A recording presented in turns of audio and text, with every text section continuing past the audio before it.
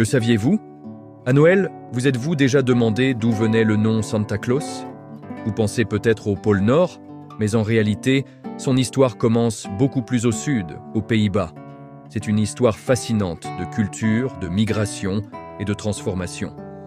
Avant que le joyeux bonhomme en costume rouge et blanc ne devienne une icône mondiale, il y avait Sinterklaas. Cette figure légendaire, profondément ancrée dans les traditions néerlandaises, est directement inspirée d'un personnage historique réel, Saint Nicolas, l'évêque de Myre, connu pour sa grande générosité.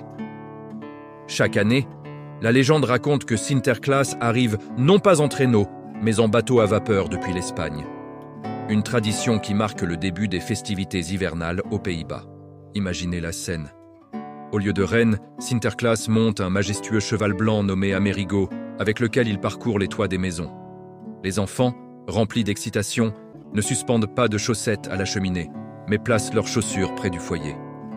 Pendant la nuit, ils espèrent que Sinterklaas y déposera des friandises, comme des biscuits aux épices ou des figurines en chocolat, en récompense de leur bonne conduite tout au long de l'année. Au XVIIe siècle, de nombreux immigrants néerlandais ont traversé l'Atlantique pour s'installer dans le Nouveau Monde, en particulier dans la colonie de la Nouvelle-Amsterdam, qui deviendra plus tard New York. Avec eux, ils ont emporté leurs coutumes, leurs recettes et bien sûr, leurs histoires.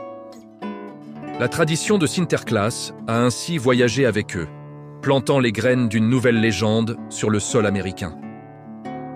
C'est là que la magie de l'adaptation culturelle opère. Au contact de nouvelles langues et traditions, le nom Sinterklaas s'est progressivement anglicisé. Phonétiquement, Sinterklaas est devenu Santa Claus. Son apparence a aussi commencé à changer.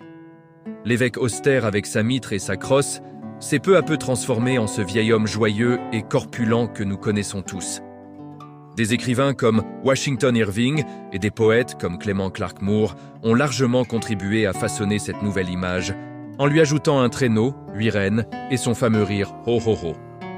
Puis, dans les années 1930, les campagnes publicitaires d'une célèbre marque de soda ont solidifié son apparence moderne avec le costume rouge vif.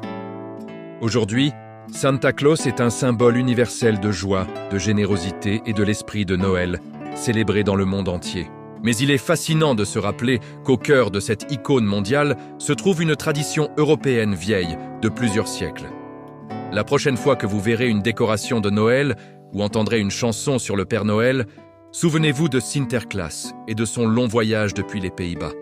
Chaque tradition a une histoire, et celle de Santa Claus nous rappelle comment les récits